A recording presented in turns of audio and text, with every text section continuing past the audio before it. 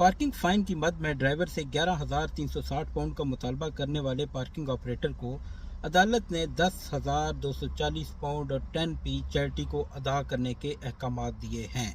मामला कुछ यूँ है कि बरतानिया के शहर डार्लिंगटन में एक फ़ीमेल ड्राइवर जिनका नाम हना रॉबिन्सन है, उन्हें पार्किंग की जो फ़ीस है उसकी अदायगी में 5 मिनट से ज़्यादा का टाइम लगा और ये ताख़ीर जो है उन्हें इस कदर महंगी पड़ी कि उन्हें ओवरऑल तकरीबन 11,360 पाउंड के टिकट मौसूल हुए। इन टिकट्स में डेब्ट कलेक्शन एजेंसी की फ़ीस भी शामिल थी और तकरीबन जो टिकट थे वो 67 टिकट थे और पर टिकट जो था वो 100 पाउंड का टिकट था और हर टिकट के साथ 70 पाउंड जो है वो एक्स्ट्रा चार्ज किए गए डेब्ट कलेक्शन एजेंसी की जो फ़ीस होती है उस मद में। अब जो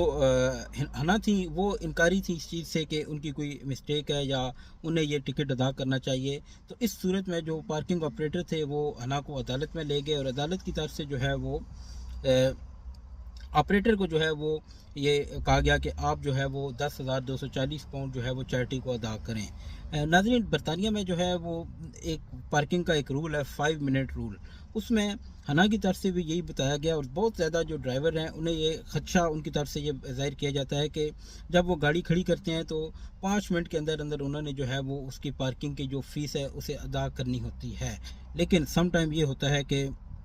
आप 5 मिनट के अंदर अंदर जो पार्किंग की फ़ीस है वो अदा नहीं कर सकते। हना के मामले में भी यही हुआ और उनका ये कहना है कि जहाँ पे पार्किंग थी उसके बाद उन्हें जो है वो लिफ्ट में जाना पड़ता था, तो उस वजह से शायद उनके जो है वो सिग्नल वगैरह लॉस्ट हो जाते थे और उन्हें वो हमेशा जो है वो अदायगी करती थी पार्किंग की, लेकिन उन्हें ताख़ीर हो जाती थी।